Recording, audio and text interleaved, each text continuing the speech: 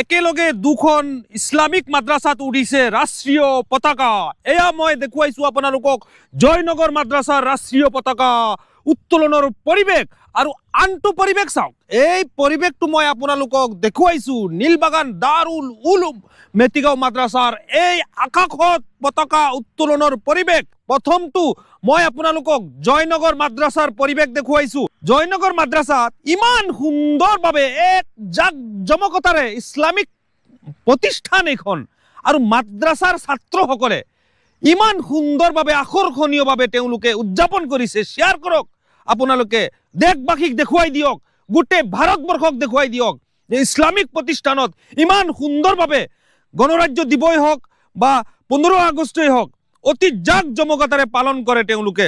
ভাৰতবৰ্ষৰ ভিতৰত উত্তৰ পূৰ্বাঞ্চলৰ ভিতৰত এক ঐতিহাসিক মাদ্ৰাছা অতি জাকজমকতাৰে আজি পালন কৰা হৈছে। এইখন ইছলামিক জয়নগৰ মাদ্ৰাছাত আজি গণৰাজ্য দিৱস উদযাপন কৰা হৈছে। জয়নগৰ মাদ্ৰাছাৰ আকাশত দেখা গৈছে ৰাষ্ট্ৰীয় পতাকা। আৰু এইটো পৰিৱেশ নীলবাগান দাৰুল উলুম মাদ্ৰাছা, এইখন নীলবাগানৰ মেটিগাঁও মাদ্ৰাছাৰ ছাত্ৰসকলে উদযাপন কৰিছে 76 সংখ্যক গণৰাজ্য দিৱস। ইছলামিক প্ৰতিষ্ঠানসমূহৰ আকাশত আজি ৰাষ্ট্ৰীয় পতাকা উৰিছে। আৰু এয়া মই দুখনকৈ আপোনালোকক প্ৰতিষ্ঠান ইছলামিক প্ৰতিষ্ঠানৰ পৰিৱেশ জাকজমকতা অতি সুন্দৰ পৰিৱেশ মই আপোনালোকক দেখুৱাবলৈ চেষ্টা কৰিছো। ভাৰতবৰ্ষ স্বাধীনৰ পাছত এনেদৰেই 15 আগষ্টেই হওক গণৰাজ্য দিৱসেই হওক এনেদৰে উদযাপন কৰি গৈছে ইছলামিক প্ৰতিষ্ঠানসমূহত। এয়া হৈছে হোজাই ডিষ্ট্ৰিক্টৰ কেন্দ্ৰীয়ভাৱে উদযাপন কৰা 76 সংখ্যক গণৰাজ্য দিৱসৰ এইখন কাছাৰী ময়দান শ্ৰীমন্ত শংকৰদেৱ নগৰ। আৰু শ্ৰীমন্ত শংকৰদেৱ নগৰ ইয়াতে প্ৰতি বছৰে 15 আগষ্টেই হওক গণৰাজ্য দিৱস হওক এইখন কাছাৰী ময়দানত অনুষ্ঠিত কৰা হয় অতি জাকজমকতাৰে। বিভিন্ন ধৰণৰ কাৰ্যসূচী এইখন খেলপথাৰত ৰখা হয়, সাংস্কৃতিক আদি কৰি বিভিন্ন কাৰ্যসূচী, বিভিন্ন প্ৰদৰ্শনমূলক কাৰ্যসূচী তেওঁলোকে ইয়াতে প্ৰদৰ্শন কৰে এইখন কাছাৰী ময়দানত। আৰু এই বছৰো দেখা গৈছে বিভিন্ন ধৰণৰ প্ৰতীকসমূহ তেওঁলোকে প্ৰদৰ্শন কৰিছে। মোৰ পিছফালে আপোনালোকে দেখা পাইছে এয়া প্ৰতীক, এয়া বিভিন্ন ধৰণৰ প্ৰদৰ্শনমূলক কাৰ্যসূচী এনেদৰে তেওঁলোকে প্ৰদৰ্শন কৰিছে।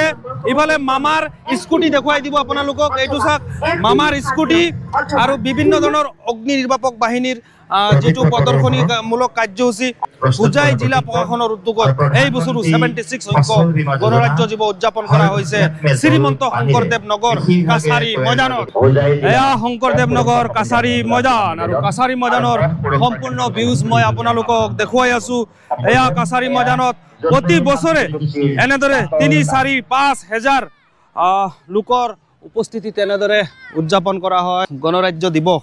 ইয়াতে 15 আগষ্ট হওক গণৰাজ্য দিৱস হওক ইয়াতেই অনুষ্ঠিত কৰা হয়।